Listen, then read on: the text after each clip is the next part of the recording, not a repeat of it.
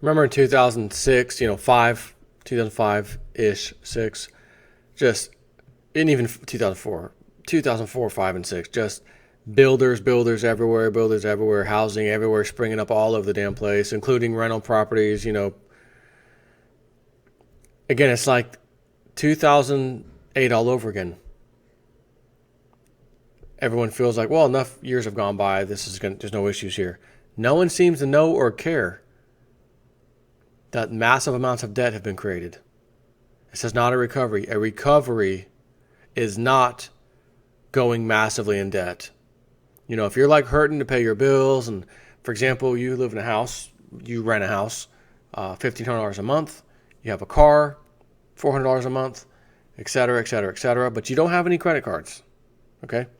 I mean, you have them, but they're good to go. You don't owe anything on them. You got, 20,000 worth of credit cards, amount that you could put on them. And then a little, economic downturn comes, losing some hours at your job. Oh man, I can't afford this, can't afford that. So what do? I also want to make my car payment. Put it on the credit card. Got a little bit behind on some things, put that on the credit card. Since I got to keep paying my rent, put that up, we're getting groceries today, put it on the credit card. And before you know it, you're tapped out. Well, what I'm suggesting is 2008 to now, people are tapping out. It's time to tap out. That's not a recovery. Getting more in debt does not equal recovery. So we had a housing glut. It was a, seller's market, buyer's market. I mean, it's all over the place. The apartment glut, according to Silver Doctors here, from Dave Kranzler, investmentresearchdynamics.com. The apartment glut cometh, Audio's housing markets, or housing market, he says. I'm not surprised. I never read the whole article. I read a little bit of it and decide whether I want to do the video that day. This is one of them. Yep, I think I'm going to do a video on this one. Why? Because I've been screaming and yelling about the housing market. Webbot has been telling us commercial real estate going bye-bye first, then regular real estate's coming after that. We've seen it in numerous areas. I've reported it in numerous videos, and it does not seem to be abating. So, driving by the west side border of downtown Denver on I-25, I can count 9 cranes in air, plus one semi-finished high-rise building. What's amusing about this is that there's already an oversupply of rental apartments and condos, as the 1 to 2 months free plus free parking incentives reflect. What will happen when all of these new projects hit the market? This is not unique to Denver. I witnessed it firsthand in New York City over the holidays.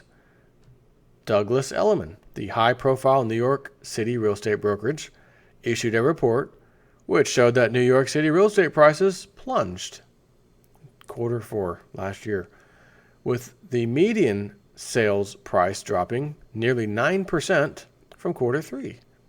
Days on the market hasn't sold, increased by 14.6%, and the number of sales have dropped 3.7%.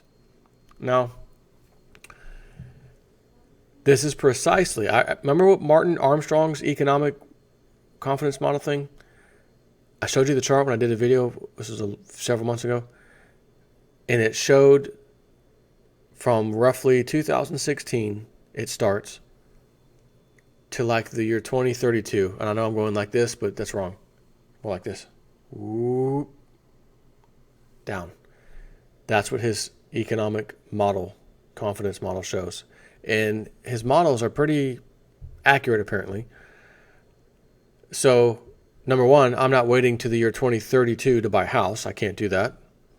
That's just too long. I'm going to pay rent for the next, 15 years. Not happening. But because we have so much debt built up these days, we as in the whole world, and there's bubble everywhere, all one needs to do is wait for the bubble to pop and capitalize. So a funny thing happened. I'll share this with you. I do these YouTube videos. Of course you do. I put these advertisements, at least the placeholder for whatever advertisement's going to show up. I don't have control over what shows up, but I can say put one over here, put one in 10 minutes, put one in 15 minutes. And I hate loading y'all up with them, but the money is great on the side, and I want to thank you personally for dealing with that crap. Having said that, every month a check or direct deposit takes place. And I thought to myself, I had that foreclosure problem and was fighting the bank. We settled, etc. But nonetheless, it still goes on my record. So that's all out of the way, but it's still on my record. So it's 2 to 3 years before a person like me could get a mortgage. It's only been a year, basically. So I told my wife, this was a year ago, I wonder if I can go into my YouTube settings and change the AdSense account ID from me to yours, just for your AdSense only. So that way it comes to Evelyn, not Joe. And when the 1099 comes in, it's in your name, not mine. That'll show you have income. So I looked online. Yeah, but if you're self-employed, and this would be, you have to have 2 years of proof of self-employment for them to get a mortgage. My wife has phenomenal credit. Phenomenal. So I thought, wow, 1 more year from now, literally 2018, because last year it got it recently, it's in her name. This coming year will be in her name. That's 2 years. I'd like to be able to be in a position to maybe go get a house. Yes, a mortgage. But if the prices can come down significantly in a year before rates start getting jacked up too high, I may have to jump on that deal. It just remains to be seen. But I told you housing's coming down. This is just more and more proof that the stuff that I'm studying and the things that I'm sharing are right. And what they're saying to look out for, and hey, pay attention because this could be you. If you're thinking, like I always say, are you ready to sell your house? Well, we were thinking about it. If you understand what's happening in the next few years, the prices are going to keep going down, down, and down. Are you okay with that? If you're not okay with it, sell now and go rent. Okay, that's what I've been saying. And that's exactly what I've been doing, been renting.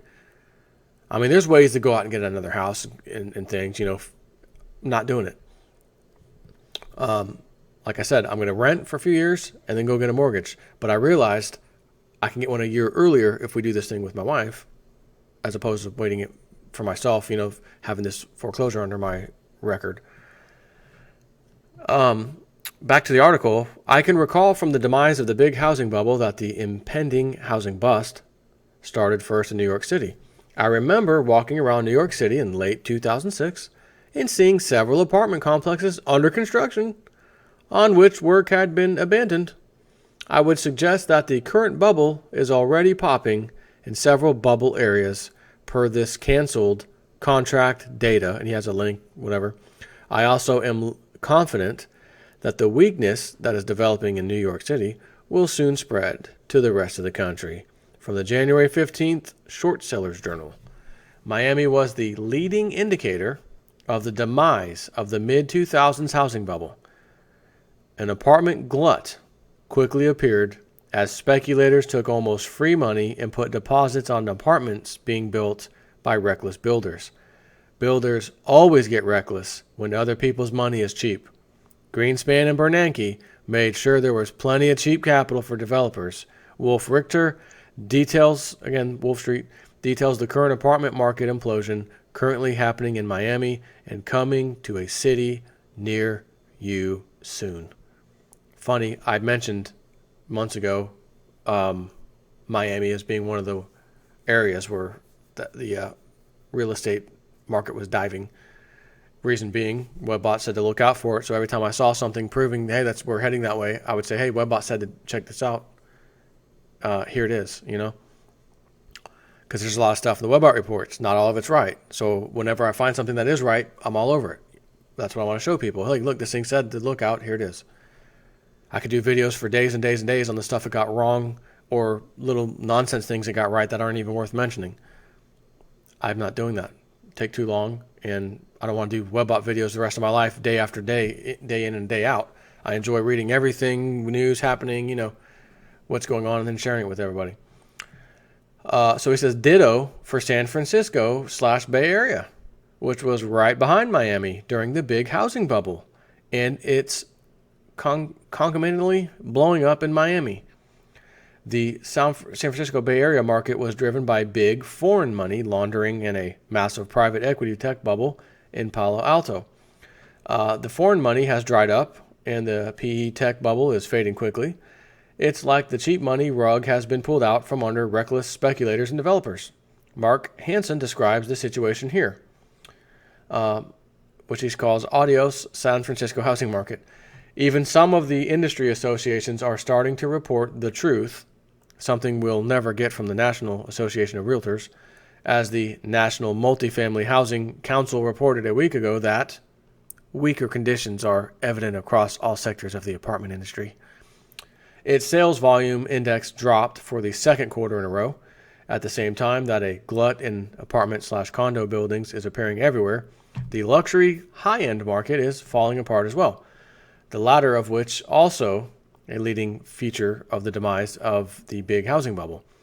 Douglas Elliman reported recently that prices in the Hamptons real estate market dropped nearly 30% in quarter four. Again, that would be the high-end real estate Webbot said to look for. With sales volume down 14.5%, but in the luxury end of the market, homes with an average price of $7 million, prices were down worse, 42.6% in quarter four. This is an all-out crash in the housing in one of the most high-end areas of the country. This is exactly what began occurring in 2006 and 2007 in the Hamptons. CNBC reported last week that luxury home sales continued to slump in quarter four. It cited the Hamptons, but also Aspen and Beverly Hills. I reported in SSJ a few months ago that Aspen was starting to go into a price freefall. Prices and volume started collapsing in the summer. Apparently in quarter four, sales volume fell another 25%, and prices were down another 11%.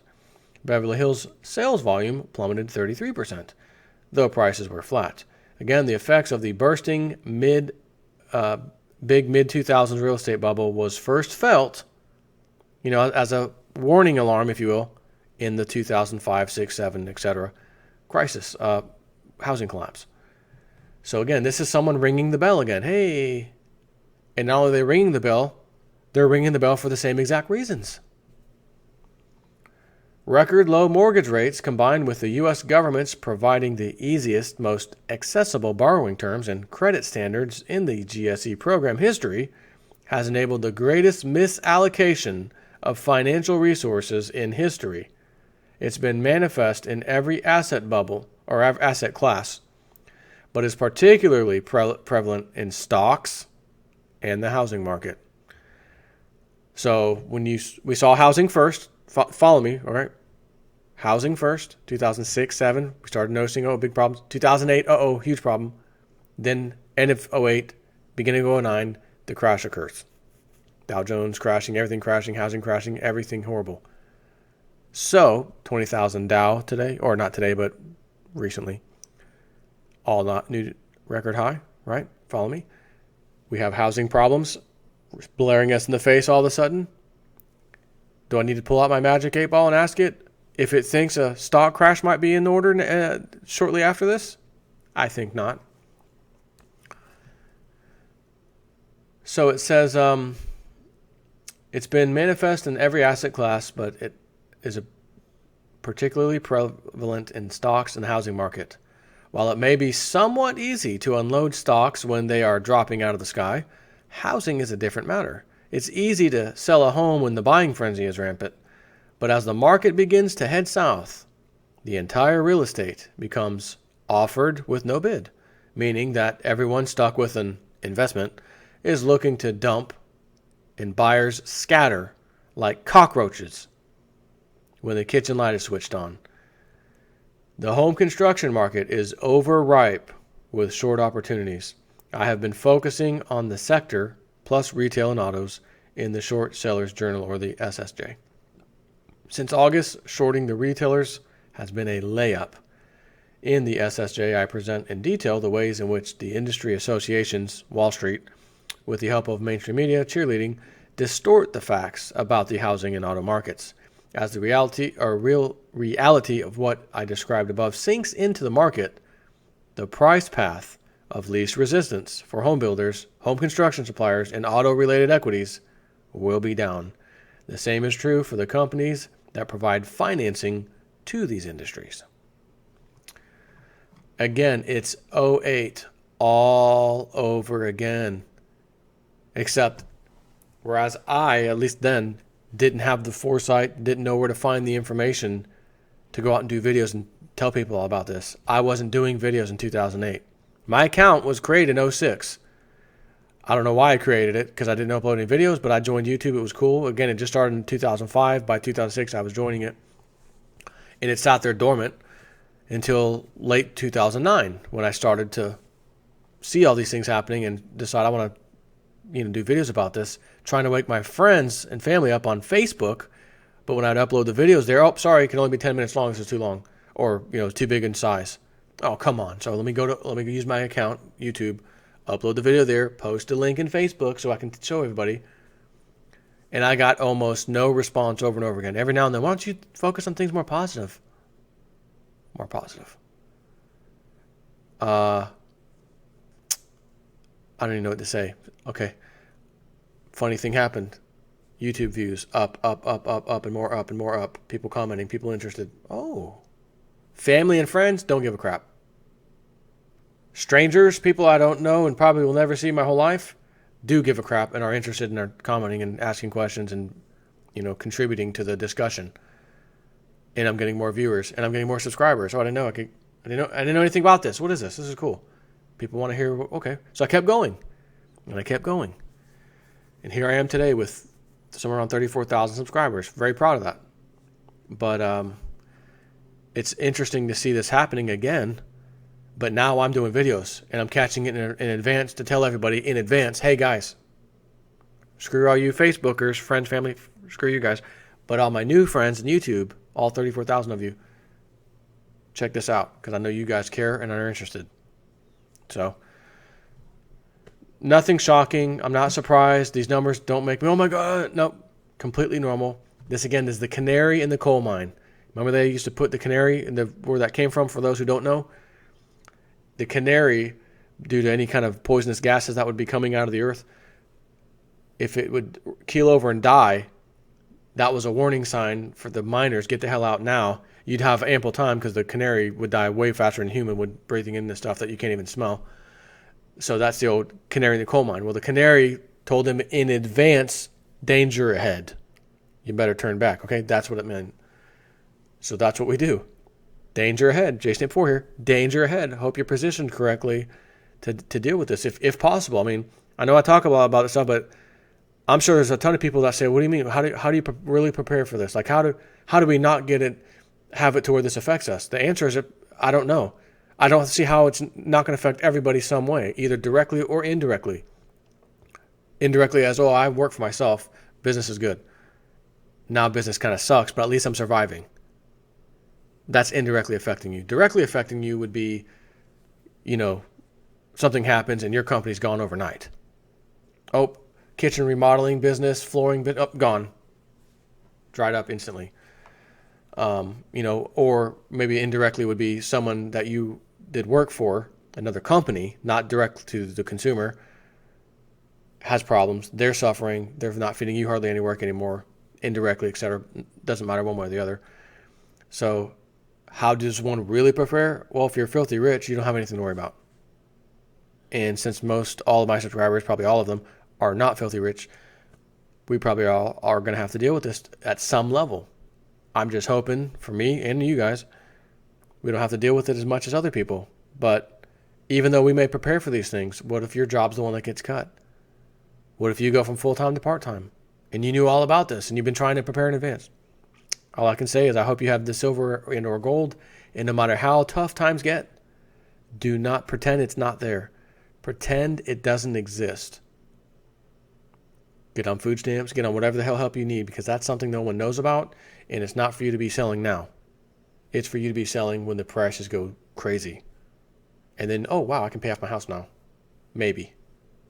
Take care.